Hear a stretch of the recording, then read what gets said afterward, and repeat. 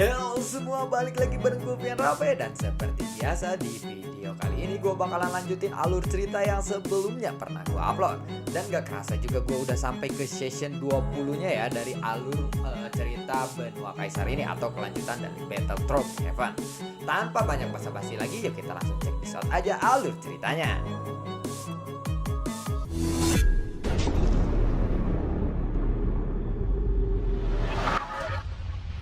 Di episode sebelumnya, Leibo yang melihat cara kultivasi Xiaoyan yang aneh.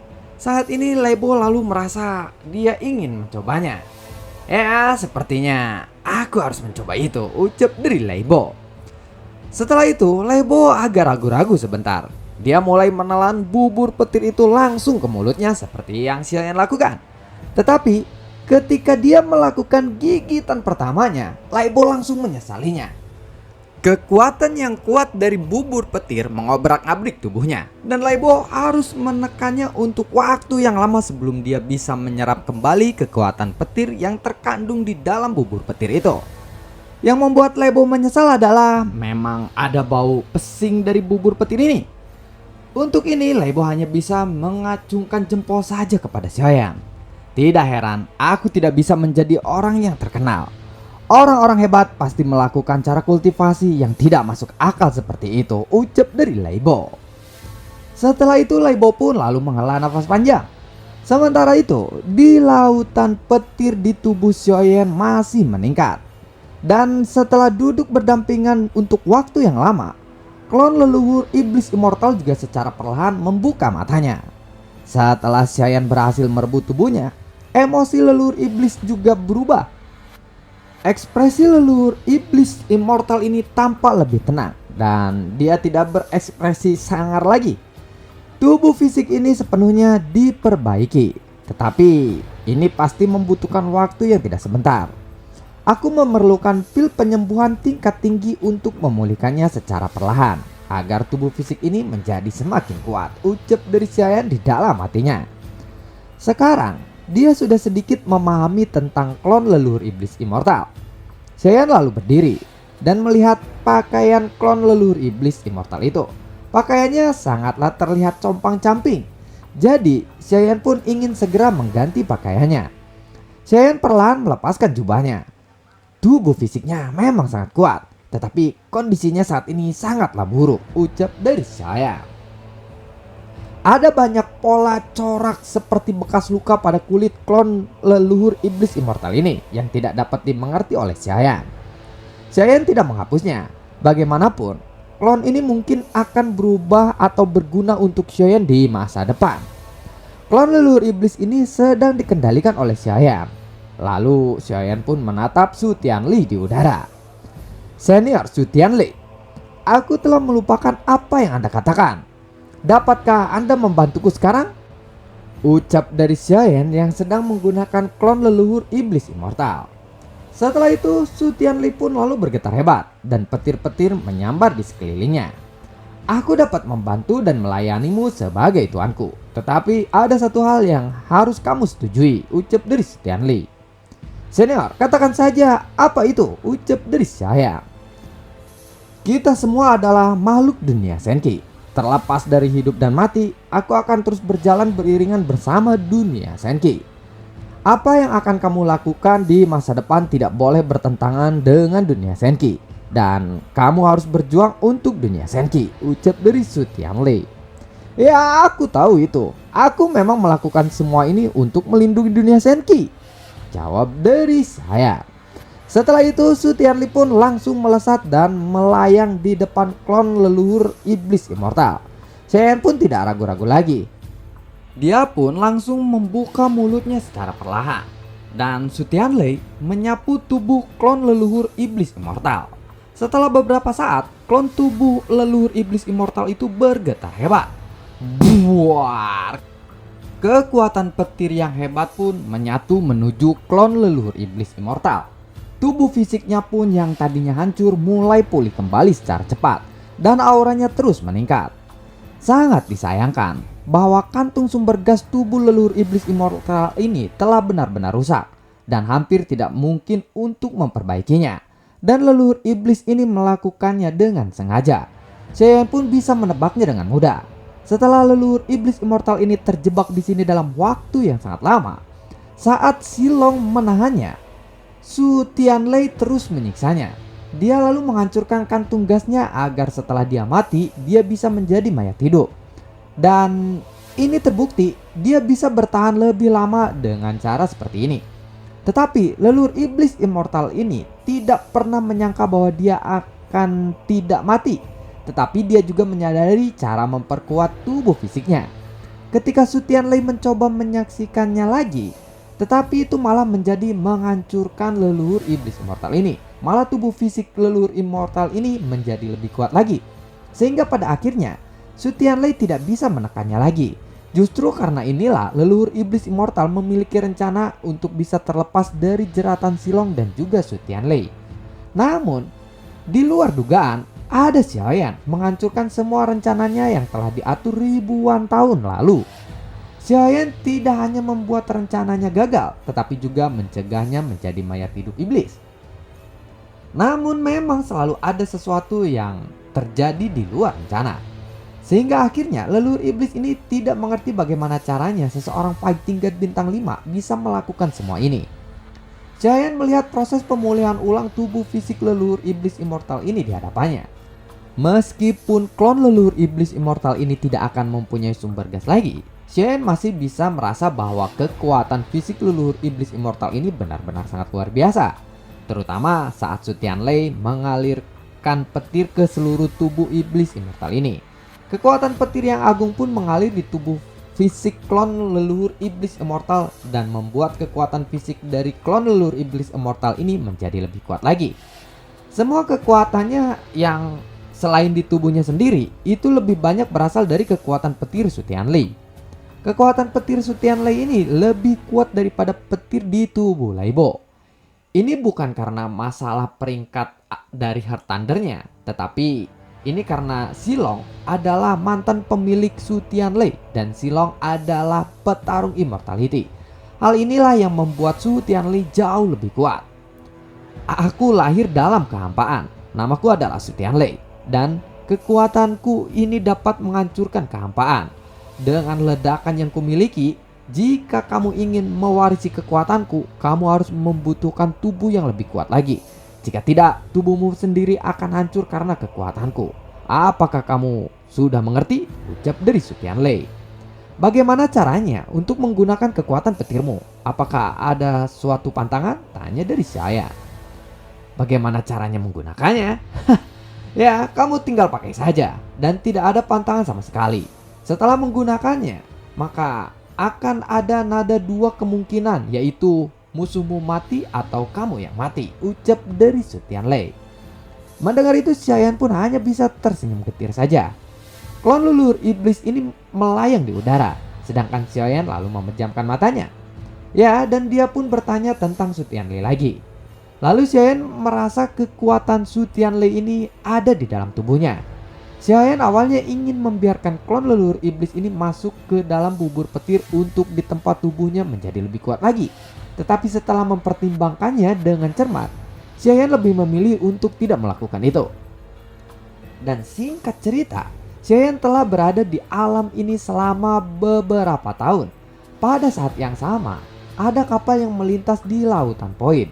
Kapal ini sedang mendekati benua Dodi. Dan kapal ini akan tiba dalam waktu beberapa dekade lagi.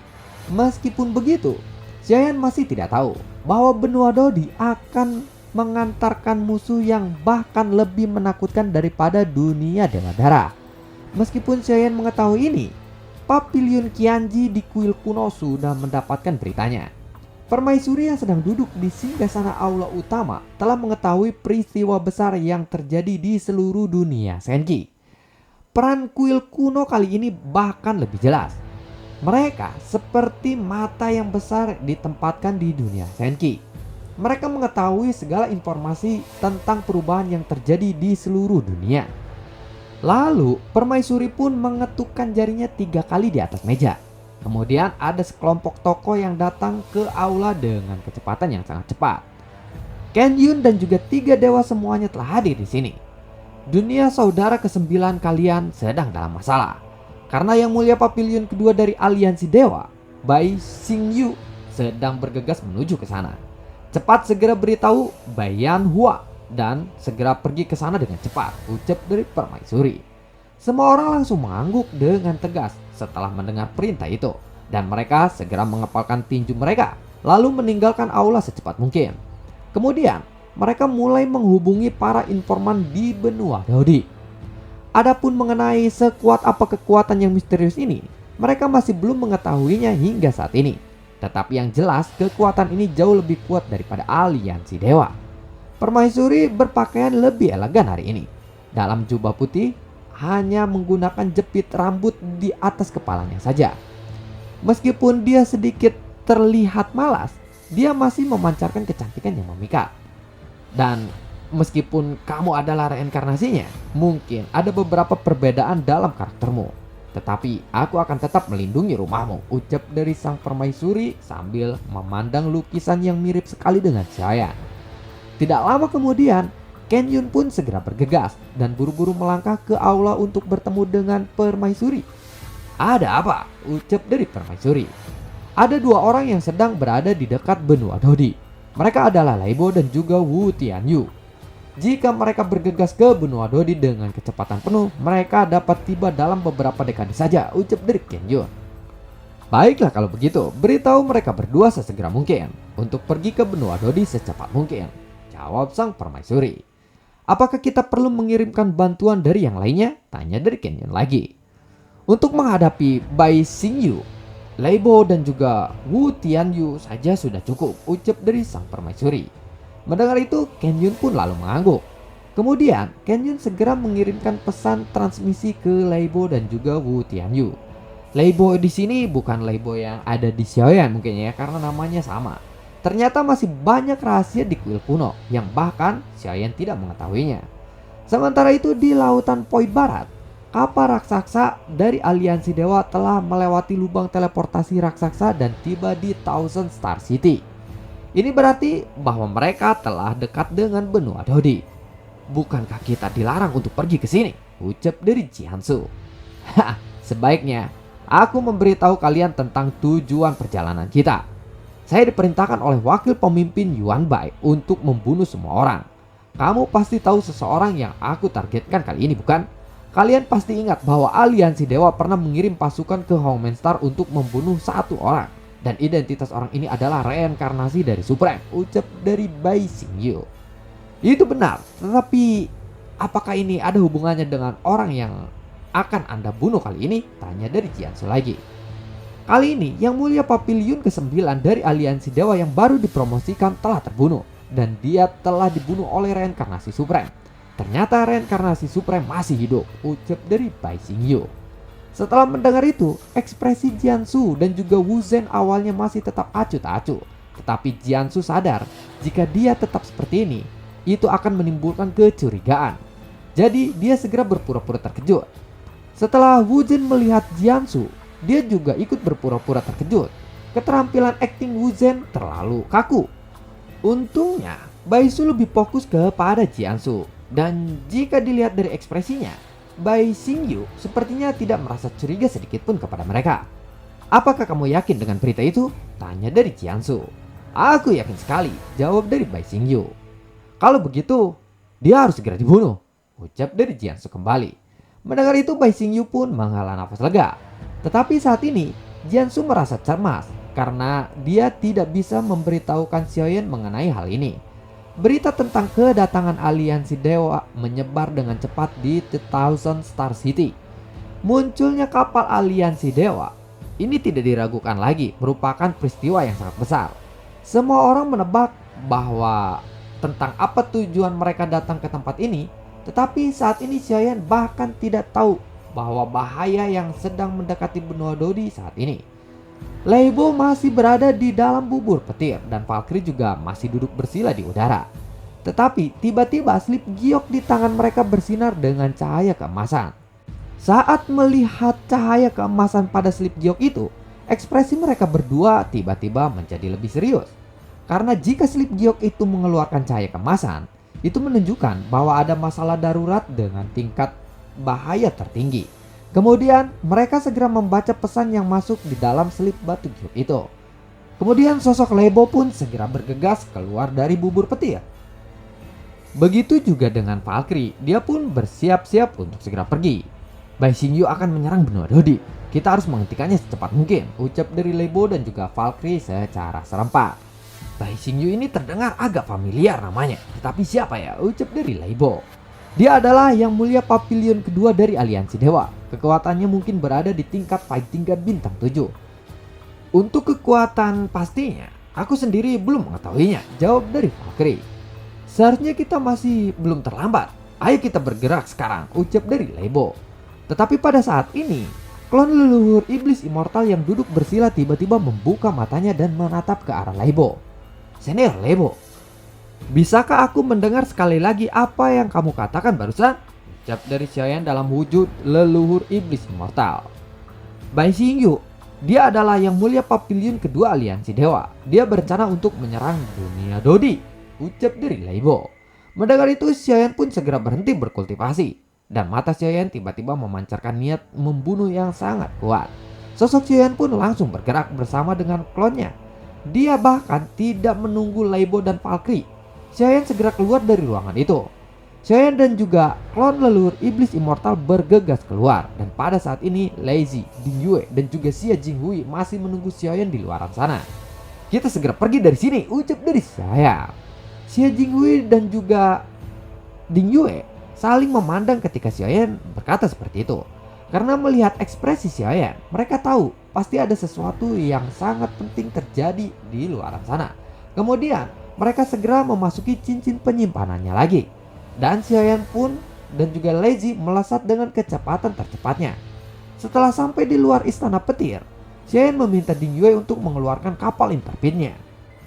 Dan setelah itu mereka pun segera pergi ke benua Dodi. Xiaoyan tidak tahu apa kabarnya ini benar atau salah, tetapi dia berani bertaruh kali ini. Dan kembalinya aliansi dewa ini memang sudah diprediksi oleh Xiaoyan sebelumnya. Setelah Xiaoyan membunuh Suebin, identitasnya pasti terungkap. Dan juga Bai Xingyu datang untuk membunuh Xiaoyan kali ini. Memangnya apa yang sedang terjadi sehingga kamu menjadi panik seperti itu? Tanya dari Lazy. Aliansi dewa sedang menuju benua Dodi.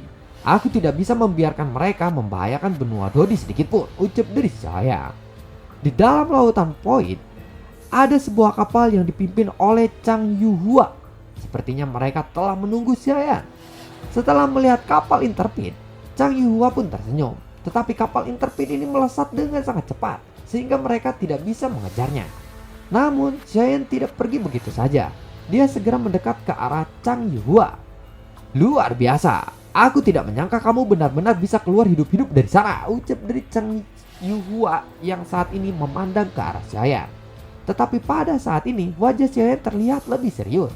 Xiaoyan sepertinya sedang tidak ingin membahas atau basa-basi dengan Chang Yuhua. Xiaoyan langsung mengeluarkan 1 juta sumber gas dan diberikan kepada Chang Yuhua. Aku ada urusan yang sangat mendesak. Aku harap Tuhan bisa membawa kita keluar dengan kecepatan tercepat dari badai ini, ucap dari Xiaoyan. Chang Yuhua pun tidak bertanya lagi mengenai itu. Kapal interpit pun segera dikawal oleh sekelompok kapal kecil milik Chang Yuhua. Dan mereka pun dengan cepat meninggalkan daerah badai bersama Xiaoyan. Kemudian Xiaoyan lalu mengepalkan tinjunya ke arah Chang Yuhua. Terima kasih Tuan. Aku pasti akan datang ke sini lagi ketika aku sudah selesai dengan urusanku ini. Tidak peduli apakah petunjukmu benar atau tidak, aku akan menyetujui permintaanmu kali ini, ucap dari Xiaoyan. Aku juga berharap takdir akan mempertemukan kita lagi. Tetapi apakah kamu berhasil mendapatkan Heart Thunder itu atau Thunder Su Tianlei yang legendaris itu? Tanya dari Chang Yuhua. Mengenai itu, aku akan segera memberitahumu nanti. Lagi pula, sekarang aku sedang terburu-buru, ucap dari Xiaoyan. Dan lalu bagaimanakah kelanjutan ceritanya? Akankah Xiaoyan berhasil tiba di benua Dodi sebelum yang mulia Papilion kedua itu datang ke benua Dodi? Nantikan video gue berikutnya dan semoga sehat selalu untuk kalian. Dan gue selalu ucapin terima kasih banyak buat kalian yang sudah mendukung channel ini dari dulu hingga saat ini. Dan gue juga selalu ucapin terima kasih banyak buat kalian yang sudah mensupport channel ini lewat link Saweria di bawah kolom deskripsi.